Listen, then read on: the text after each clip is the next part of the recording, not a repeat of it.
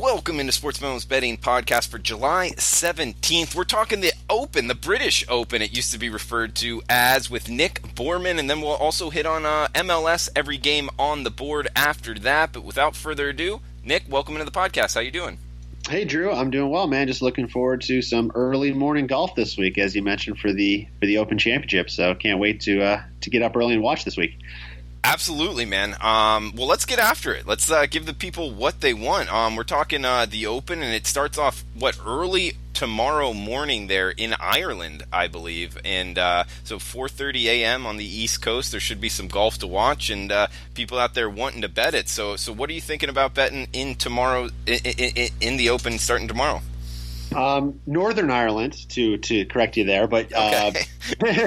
Royal Portrush is the course they play at. Just like the U.S. Open, they rotate the course for this tournament every single year. It's the 148th edition of the championship, which is pretty cool. I just read, actually, before we started talking, on PGAtour.com, they had an article about the course. And so in 148 years in the history of this tournament, this is the first time that they've ever sold out.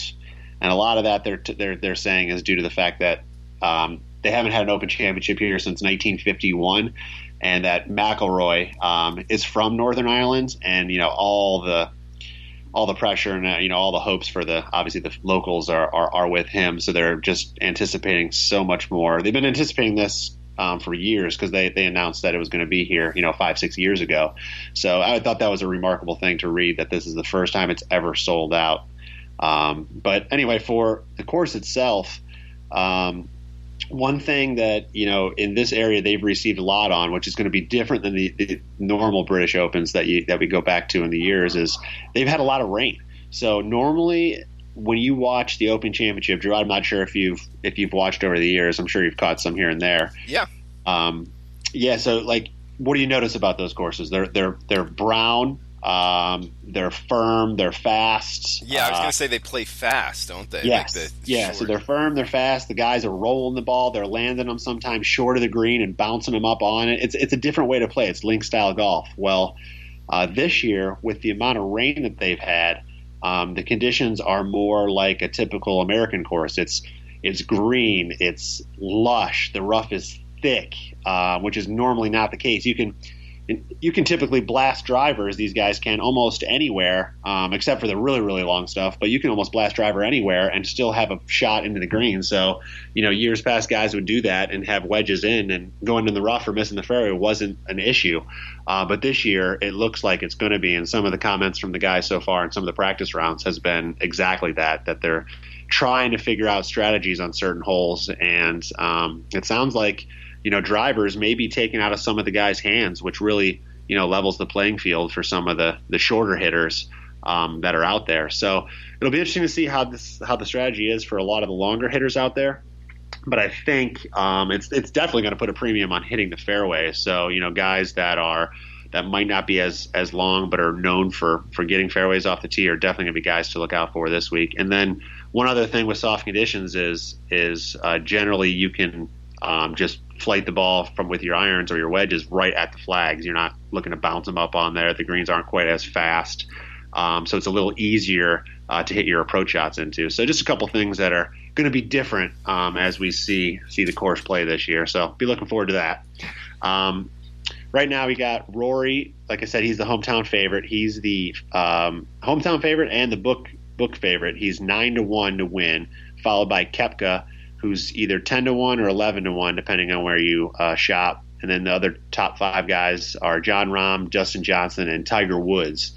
So those are the favorites going into this week. I actually like. There's several European players I like this week. So one thing about playing over in the Open Championship is obviously you're over in Europe. Guys that are playing week to week on the PGA Tour they played this week in Iowa. They played the last couple of weeks all in the Midwest, in Detroit and in Minnesota. So trying to change your schedule from playing here and then going over to Europe and getting accustomed to the time change in only 2-3 days is tough for these guys. So most of the big name players and the favorites going into this week haven't been playing the PGA Tour stuff.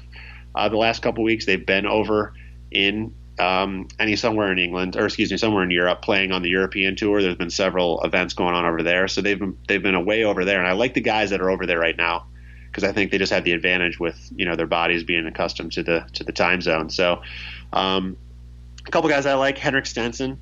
He's really hot right now. He's got 3 straight top tens. He was tied for 4th last week at the Scottish Open. He's arguably the best iron player in the world, which we said Tiger Woods was that guy for years and years and years, but he's fallen off a little bit. So one thing that's, like I said, important about here is hitting fairways. And he, if you watch golf at all, he's got like an infamous 3-wood that he hits off the tee a lot and just nails fairways all day long. And being such a good iron player, he should be able to get, real close to some of these holes. And the way he's playing right now, I think he's going to be really, really good this week. And he's currently plus 140 to finish top 20 or plus 275 to finish top 10. So I think either one of those are good bets this week. I have a little bit of action on both of those. But Henrik is definitely a guy like he won the Open in 2016, and he's only got 2 missed cuts and 14 starts. So a lot of good history at this event. There's a Spaniard, Rafa Cabrera Bello, who's also playing very, very well. He's got 3 straight top tens over the last 3 weeks, all playing in Europe. He finished tied for 4th in 2017 at the Open, and he finished tied for 2nd in 2012 at the Irish Open. The reason I bring that up is that's the last time there's been either a European Tour or event or any major event at this golf course. So it's worth noting that he finished runner-up during that event. So he's got some history there at that tournament. He's currently plus 250 for a top 20 finish. And then last guy I like this week is Kuchar, Matt Kuchar. He fits the mold here as generally what you see if you go back over the last decade at the British Open. This is the one tournament that we'll call them the older or more experienced players tend to do well on and win at versus the young guns. He was runner-up 2 years ago, and he was tied for 9th last year. He's having a great, great year. He leads the FedEx Cup, and he finished tied for 20th last week at the Scottish Open.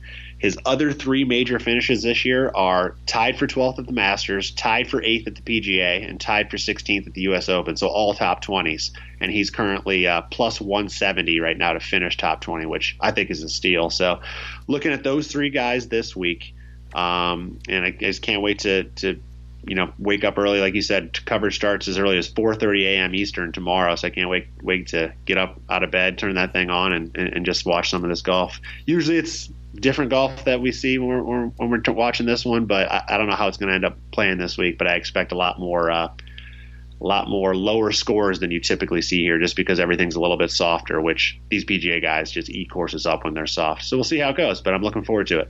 Yeah, absolutely, Nick. And it was a great breakdown. And guys, Nick has his package up for the Open starting tomorrow. 5% play plus all of his other plays. We're actually doing a great deal at sportsmemo.com. All of it just for $9.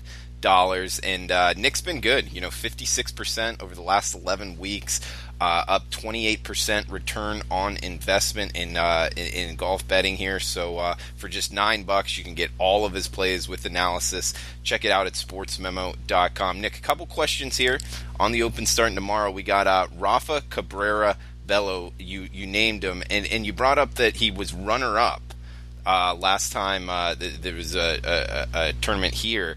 I mean, would that be the same type of tournament where you're getting all these big boys, Rory McIlroy, Brooks Koepka in there, or would it just kind of be like, the second level guys in Europe where he finished runner-up? It would have been, more like the second level type of tournament. You're not going to have. So it's a standard European Tour event, just like there's standard PGA Tour events where a lot of the big names might not play.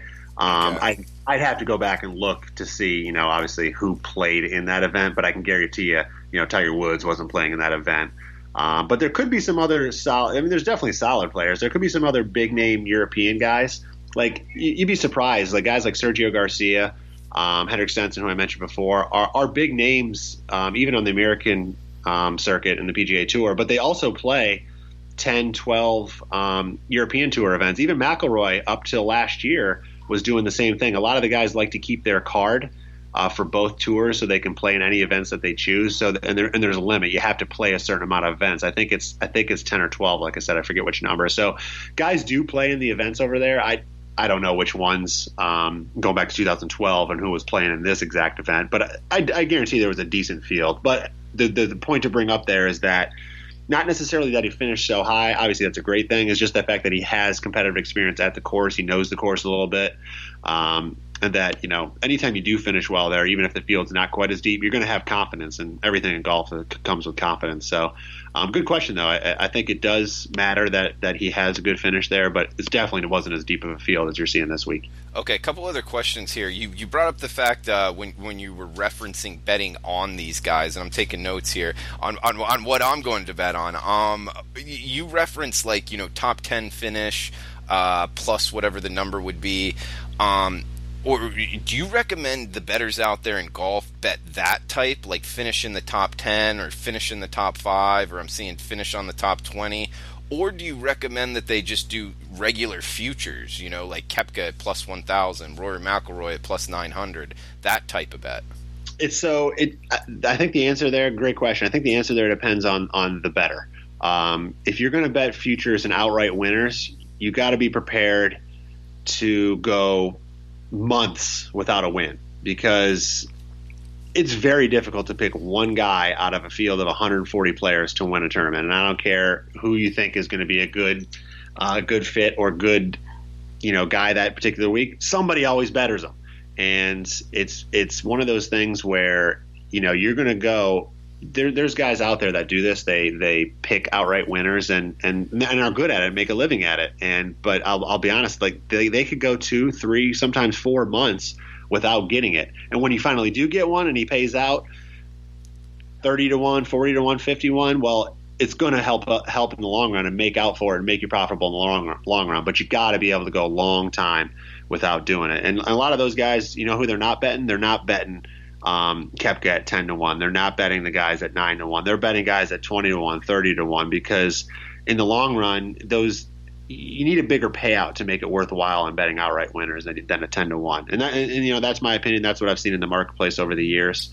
So I like these top 20 finishes, top 30 finishes, make or miss the cuts, because you're going to get more wins. You're going to be able to kind of keep your bankroll with something in it for a lot longer period than you will the other way. So great question, but I think it depends on the bettor. If you can go that long without winning, then by all means go for it, but be prepared to see a lot of negative numbers in your account for a while.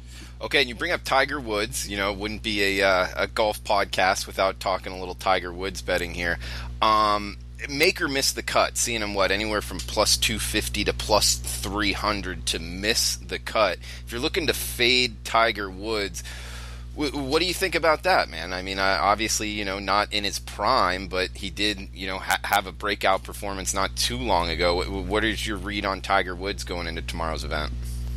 This is he loves the Masters first and foremost. That's his number one. That's what he won. That was his win this year, was the Masters. But the British Open has always been his second favorite, and he's always been a guy that plays well here. Even when you go back to the fallout he had, with the cheating scandal and then not playing and then going through back injuries, when he started coming back from those, I'll be honest, he sucked everywhere he played. But when he came to the Open Championship, he would come out of nowhere and finish top 10, finish 15th, finish whatever. So he knows how to play these courses. When I referenced Henrik Stenson and his iron play, the guys that win these tournaments are the best iron players in the world, and Tiger's always been known as one of the best iron players in the world. And this year he leads the tour in greens and regulation, which is an attribute, directly related to iron play. So I don't think he's going to miss the cut. There was one note to say that, rust is a little bit of an issue. He won the Masters, then he took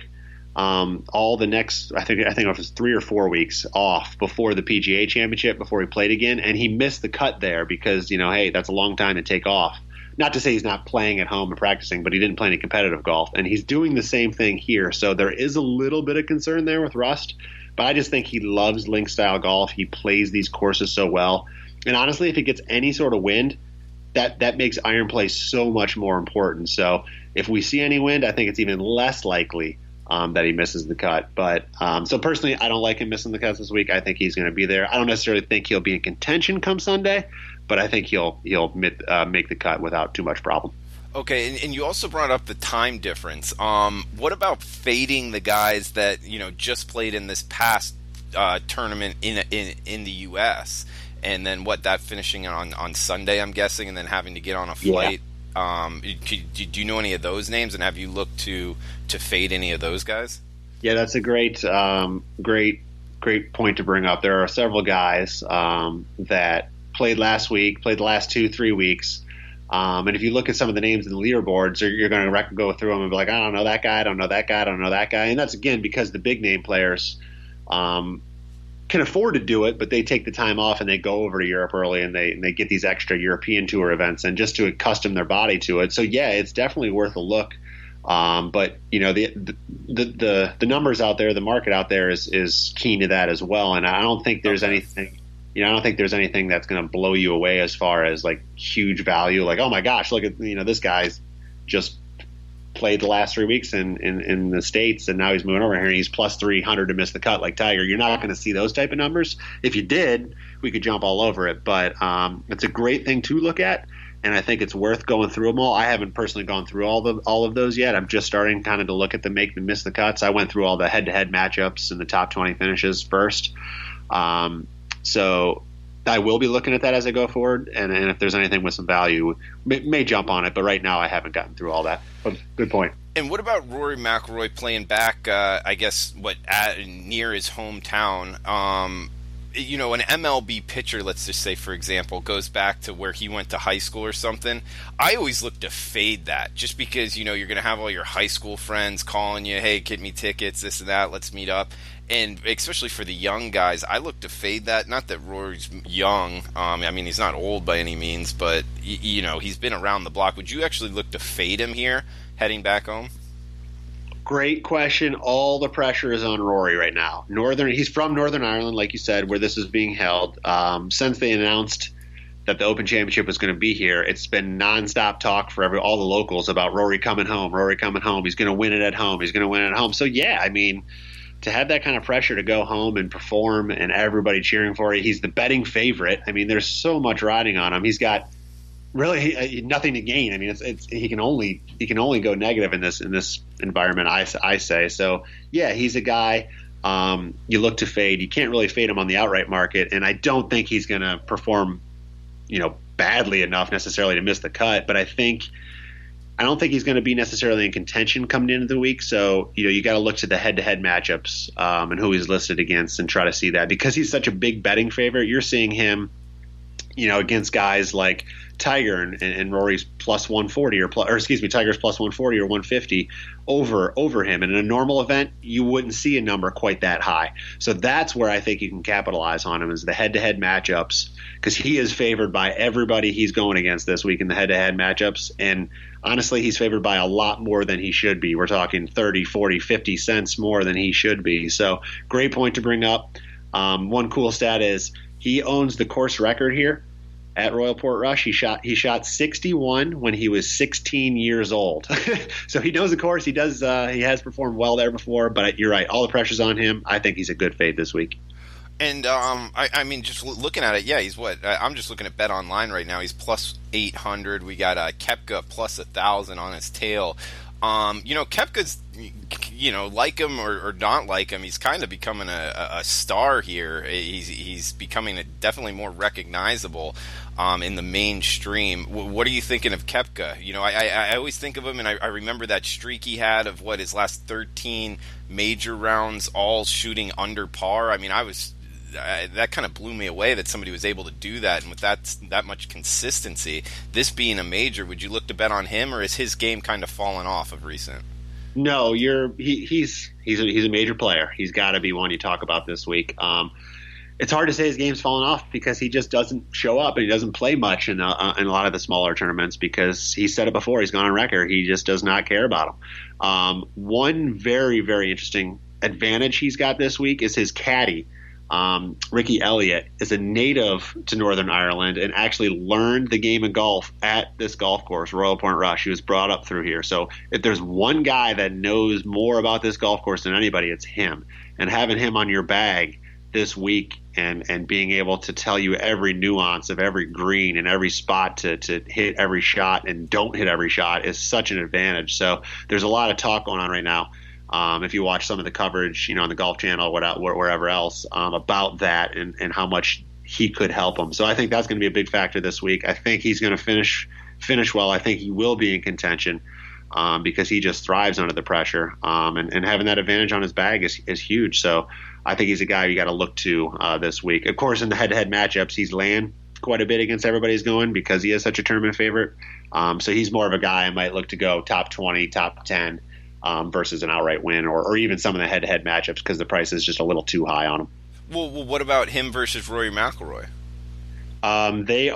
Rory is favored right now just by a little bit. So versus each other, you got to go Koepka. It's just because I said I think McIlroy is going to have a letdown more than Koepka, and I think Koepka is the play on the head-to-head between the two of them, 100%.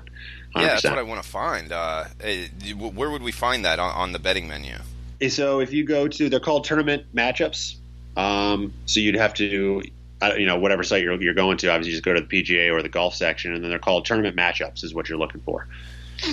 Good stuff, Nick. Man, this is a good breakdown of what the Open. And I guess last question here, it's not called the British Open. It's called just the Open now? Yeah, just the Open. And we always used to refer to it as the British Open, even up to 10 years ago or so. But they've always referred to it as the Open because it's the oldest one. It was the only one for the longest time, and they call the U.S. one, the imposter one. When I was in school years ago, one of our teachers was from England, and he would just make fun of it every time. He's like, "Don't you dare call it the British Open! It's the Open Championship. Your championship will never be the same." So they get very touchy about it. So Open Championship only, Drew. You don't want to say anything else. Well, we're two Americans. Most of our listenership is American. Why don't we just refer to it as the British Open? That one guy's going to write an angry email, and we're going to have to deal with it. Well, hit us up on Twitter at Borman00 at Drew Martin Bets. Great breakdown, man. Yeah, I think I'm going to bet Koepka after everything you said. Find ways to bet him even against McIlroy. So good stuff, man. And guys, make sure to check out sportsmemo.com. We got Nick Borman's top British Open or just the Open for anybody on the other side of the pond there. For just $9, you'll get all of his plays, including his 5% play there, for discounted to just $9, sitting 56% plus 26.5 units over the last 11 weeks in the PGA Tour events. So check it out there. He's been good. Return on investment up over 25%. So check it out for just $9. We also got the MLS every game on the board slate here. We'll break it down. We got Wednesday and Thursday games. We'll go rapid fire at you for all the soccer listeners out there. Houston at Atlanta. Atlanta minus a goal. Total of 3, Nick. Over here, Drew. Both teams are just kind of struggling defensively. Atlanta, they started really playing well heading into international break. They had 7 wins in 9 games right before the break, but since they've come back from the break, they got just 1 win in 5 matches. And defense has just turned the corner. They set an MLS record with 5 straight clean sheet wins before the break, but now they've conceded in every game since the break, and they've conceded at least 2 in 4 of those 5 games. Houston has also just been in a rut since the break. They've lost 5 of their last 6 games, including all 4 on the road.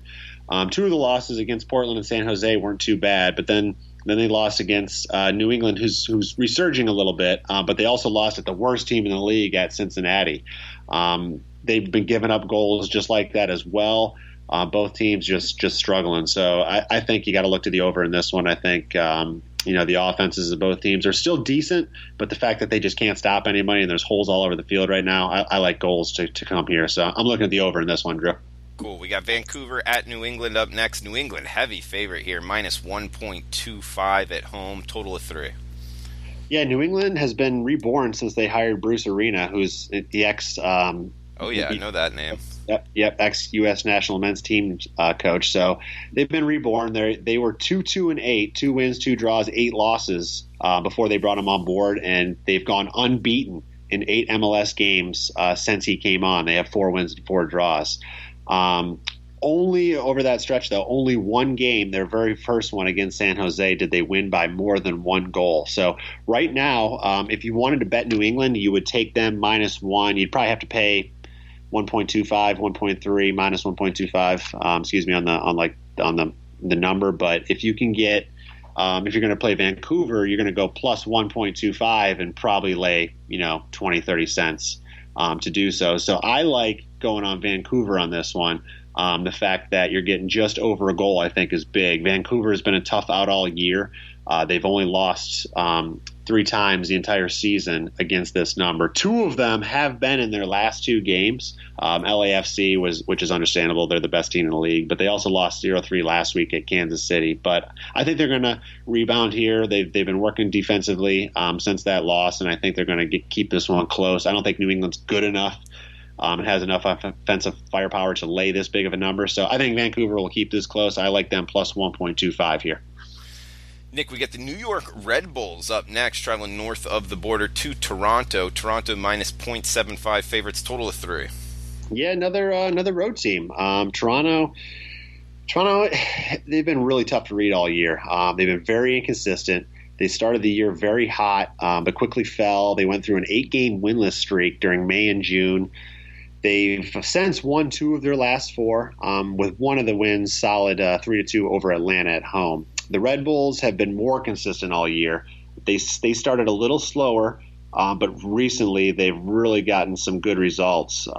They've battled back, like I said, from that terrible start. They had 1 win and 4 losses in their first 5 games, but they've since gotten 8 wins and only 3 losses in their last 13 matches with 2 draws. So kind of on opposite sides for both of these teams as far as form goes.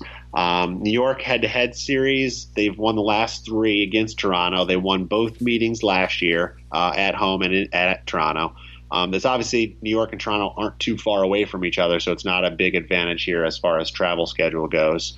And I honestly, I just don't know what Toronto team's going to show up tonight. The team that looks great and can score goals, or the team that just cannot move the ball around the field and can't get any chances. I'm much more confident in the consistent play of the Red Bulls and getting the same team week in and week out. So I like the Red Bulls here, catching 0.75 in this one. I think they can at least earn a point with the draw here. And guys, we're talking with Nick Borrman at Borman00 on Twitter. Lifetime soccer totals up near 350 totals.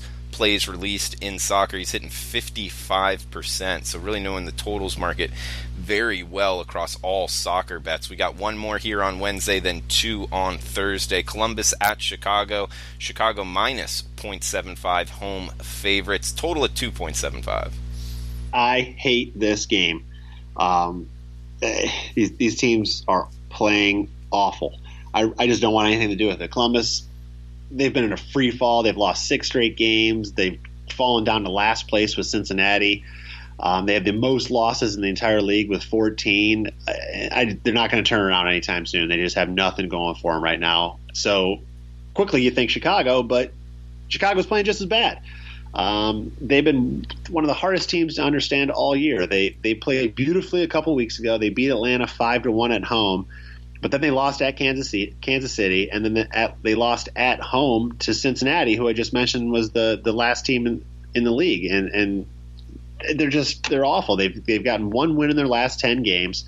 I'm a Chicago fan when it comes to all sports. The Cubs, the Bulls, and the Fire here they're a tough team to watch right now. I don't know what team, which Jekyll or Hyde version, I guess you could say, of this team is going to come in this week. I hate this game. I don't even want to watch it. So it's a complete pass for me, Drew. All right, let's talk Thursday slate real quick. DC United at Cincinnati. This one, a pick'em, tells me that DC United's the way more talented team here because they're on the road and it's a pick'em. Total at 2.75, Nick.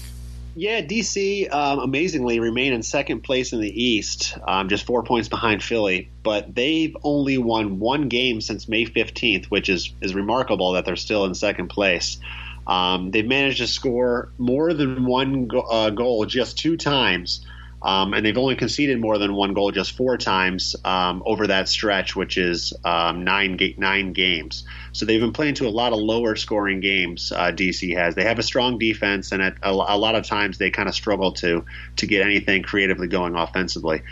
They have the second lowest goals per game average in the East at just 2.4 per game. And they have an 8-13 over/under record against this number, so definitely an under team. Cincinnati is on just their second winning streak of the season. They got back-to-back wins. They beat Houston and Chicago the last 2 games. Before that, though, they were on a stretch of 11 losses in 12 games, and they failed to score in 8 of those games. So both teams offensively can go through some pretty ugly stretches, and their futility there is really noted in the league. So I think the only play here has to be on the under.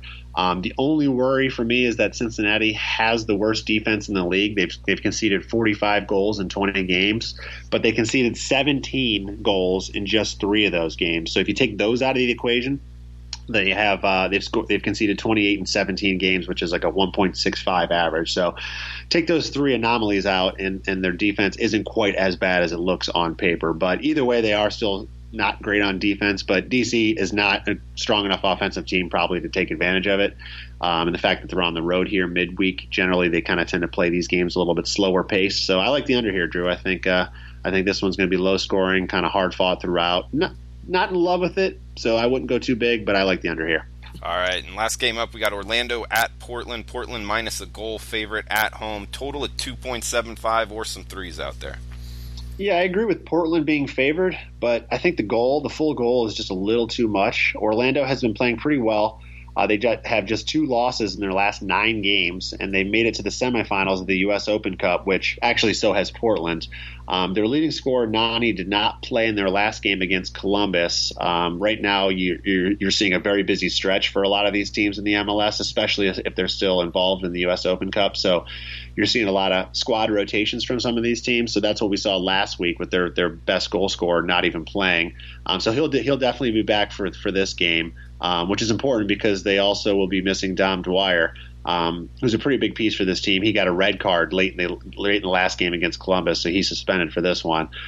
Portland's, they've really turned their season around. They have 10 wins in their last 15 games, including 3 of those U.S. Open Cup matches. They could only muster a 2-2 draw, though, last week against Colorado.